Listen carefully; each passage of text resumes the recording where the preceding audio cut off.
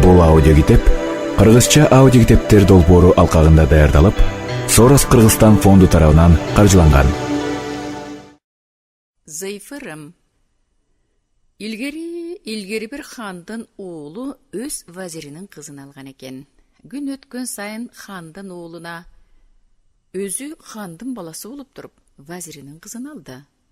Башка падышанын балдары бүт хандын кызын алып жатат. Бул деле ошентсе болмок. Бул кыз анын тең эмес деген сөздөр угулат. Бул өңдүү сөздөрдү уккан сайын хандын баласынын жине келип, аялын ура баштайт. Күндөрдүн биринде кыздын жеңеси келип, өзүң вазирдин кызы болсоң, күйөөң хандын баласы болсо, эмне көңүлүң пас, эмнеге жүдөйсүң деп сурады. Кыз мурун айтпай коюп, үчүнчү жолу сураганда араң айтат. Жеңеси кыздын энесине айтат. Энеси, сени антип жүрсө, Мисир падышасынын Зайфырым деген атагы чыккан кызы бар. Күйөөңдү ошого барып кел деп жумша, дейт. Вазирдин кызы күйөөсүн айтат. Ал эртеси бир ат минип куржунга кымбат баалуу мүлктөрүн салып алып жолго чыгат.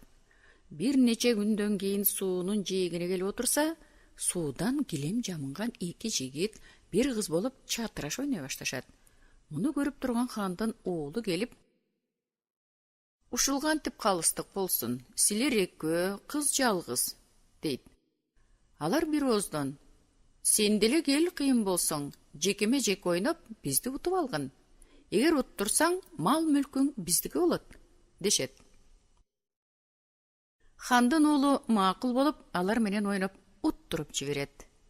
Жөө сандалып жүрүп отуруп, араң Мисир шаарына келип, Зайфырымдын 3 шартын угат.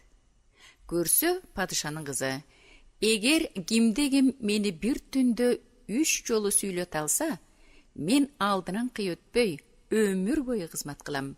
Эгер сүйлөт албаса, өлүмгө буйрулат, деп жар чакырткан экен. Хандын уулу Зайфырымга келип, нечен түрлүү айла малын кылып сүйлөт албай коюп, шарт боюнча дарга асылмак болот. Ошол мезгилде кыздын энеси келип, кызым, көп эле кишини даргага астырдың. Ушул жигиттин канын кечирип мага бер. Мен малай кылып алайын, дейт. Кыз ага макул болот. Ошол мезгилде жигиттин өз жеринде калган аялына жеңеси келип, өзүң вазирдин кызы болсоң, ура берүүчү күйөөң деги жок. Ээн эркин, эмнеге көңүлүң пас, деп дагы сурайт. Анда кыз, жаманда болсо баркырак төөнүн баары жакшы экен. Күйөөм үйдө эле жүрө берсечи, эми кайра аны сагынып, санаам тынбай кайгырып жүрөмүн. Ага барып келбесем болгудай эмес, эми барууга даярданып жатамын, дейт. Ошентип кыз эркекче кийинип, ак калпакты баса кийип, мүлкүн алып, атка минип, камданып алып жолго чыгат. Жүрүп отуруп баягы күйөөсү келген сууга келет. Килемчен эки жигит менен колуна чатыраш кармаган кыз теректин түбүнө келип, эки жигит бир кыз болуп ойной башташат. Аны көргөн кыз аларга карап, ушу кантип калыстык болсун, силер экөө, кыз жалгыз, дейт. Андай болсо кел, сен биз менен жекеме жеке ойноп жеңип ал. Кыйын болсоң, эгер жеңилсең, мал мүлкүң биздики, дешет. Вазирдин кызы ойноп аларды утуп алат. Утулгандан кийин алар, биз үчөөбүздүн перинин уул кыздары болобуз. Бир маал ушул теректин түбүнө келип эс алабыз. Себеби биздин энебиз ушул теректин түбүндө төрөптүр, деп сырларын айтышат. Анан алар тиги жигиттин кайда, эмне иш менен баратканын сурашат. Жигит өзүнүн бара турган жери менен максатын айтып берет. Ошондо баягы перинин уул кыздары, анда сенин ишиң оор экен. Ага биздин падышанын уулдары да барып сүйлөт алышпай өлүмгө дуушар болушкан. Сага биз жардам берели, балким жеңип кетерсиң, өлүмдөн калып, дешет. Биз үчөөбүз кыздын бөлмөсүнө кирип, бирөөбүз керебет, бирибиз отургуч, бирибиз сандык болуп кубулабыз. Сен кирип кызды сүйлөт албаган соң, Зайфырым, капкалуу шаарымды, туулган жери менен өскөн элимди таштап, атайын бир өзүң үчүн келсем, неге унчукпайсың? Ушунчалык жүрөгүң ташып беле. Жок дегенде керебет, сен сүйлөсөң боло, деп мени таягың менен бир чаап койгун. Ошондо мен сага сөз сүйлөйм. аны тескери чеч. Ошентип калган экөөнүкүн дагы оң чечпей, тескери чечип жооп бер, дешет. Алар айткандай эле кызга келип сүйлөтө албаган соң, Керебетти бир чаап, перинин кызынын сөзүн кайталайт. Керебет сүйлөй баштайт. Мурун Мукарам деген падыша болгон экен. Анын 3 уулу болуп, күндөрдүн биринде падыша 3 уулун чакырып алып, силер мага кымбат баалуу бир нерсе сатып келгиле. Мен алардан силердин акылыңарды билгендей болоюн, дейт. 3 уулу Шам шаарына келип, улуусу жер үстүн заматта айланып чыгала турган ат, ортончусу бүт аалам көрүнүп тургудай күзгү, кичүүсү жыттатып койсо, өлгөн адамды тирилтчү алма алып келишет.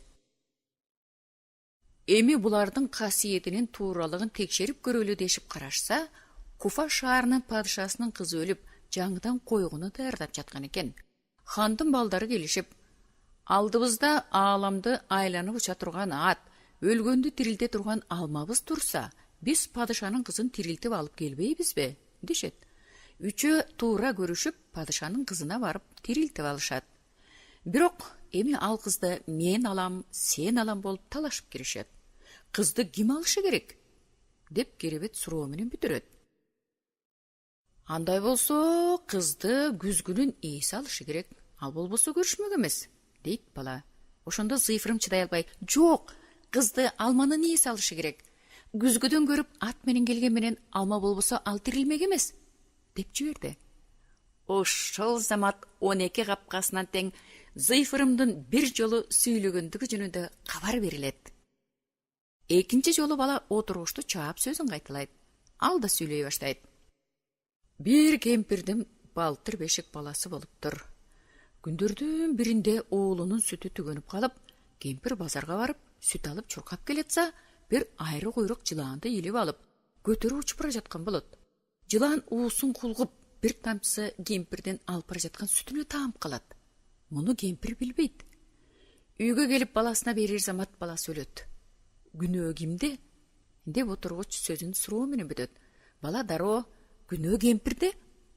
Себеби ал сүттүн үстүн жаап койгондо уу түшмөк эмес, деди. Анда Зыйфырым, жок, күнөө айры куйрукта. Ал жылаанды асманга алып учпаса, сүткө уу таммак эмес, деп жиберди. Шаардын бардык тарабына Зыйфырымдын экинчи жолу сүйлөгөн жөнүндө кабар берилет. Бала 3-чү жолу сандыкты чаап сөзүн кайталаганда, ал да сүйлөй баштайт. Бир токойду баш кесер каракчылар уюктаган. Ошол жердин ханы менен вазиринин балдары бир күнү каракчылардын колуна түшүп калышат. Хандын баласы эч нерсе билбеген, вазирдин баласы кыйын айлакер болот. Алар ал жерден эптеп амалын таап бошонуп чыгышат. Ал жерден ким алып чыкты? Кимисинин эмгеги көбүрөөк экен, деп сандык сөзүн суроо менен бүтүрөт. Кантсе да хандын баласы эмеспи? Аны өлтүрө да алышмак эмес. Ошон үчүн кое беришти, деди бала. Анда Зыйфырым 3-чү жолу, жок, эмгек вазирдин баласыныкы. Ал болбосо хандын уулу эч нерсе кыла алмак эмес да. Каракчылар аларды өлтүрүп коюшмак, деди. Ошол замат хандын кызынын 3 жолу тең сүйлөгөндүгү жөнүндө шаардын капкасына чейин кабар угулуп, Зыйфырым баягы убадасы боюнча жигитке тиймек болду. Ошондо вазирдин кызы элди жейип, тойго шаардын ичинен бир да адам калбай келсин, деди. Эл жыйналганда, бир да адам калган жокпу? Дейт Зыйфырым. Баягы энем өлүмдөн алып калган кызматчы жигит калды, деди. Жигит аны да алдырып келип, өзүнүн күйөөсү экенин тааныды. Анын чачын алдырып, алган чачын жоолукка түйүп, сууга түшүртүп, самсалап жыртылган кийимин чечиндирип, аны да куржунга салып, жаңы кийим кийгиздирди. Зыйфырымды жигитке бермек болду. Бирок вазирдин кызы кайрылып, менин жеримде өзүмдүн зайыбым бар. Мен бул жерге Зыйфырымга келгендерди өлүмдөн куткарып калыш үчүн гана келгенмин. Көп жигиттердин арасынан аман калган мына бул жигитке Зыйфырымды берели, дейт. Хан макул болот. Кыз күйөөсүнө мурун келип, эркек кийимин чечип, өзүнүн кейипине келет. Хандын уулу Зыйфырым менен жашап калат. Кыз билмексен болуп жүрөт. Хандын баласы күндө келип баягы мурунку аялына кортук көрсөтө берет. Ошондо кыз чыдабай бир күнү элди чогултуп, Зыйфырымдын көзүнчө, кана, сен бул жерден кеткенде жалгыз ат, бир куручун оокат менен кеттиң эле. Эми хандын кызын кантип алып келдиң? Деп күйөөсүнө суроо берет. Анда күйөөсү: кыздын шартын аткарып, бир түндө 3 сапар сүйлөтүп алдым, дейт. Аялы: кантип сүйлөттүң? Дегенде жооп бере албай калат. Ошондо туруп элге куружундагы баланын чачы менен кийимдерин көрсөтүп, болгон окуяны айтып берет. Зыйфырым муну угуп: мен өз антым боюнча 3 жолу сүйлөткөн кишинин айтканын аткарып кызматын кылам.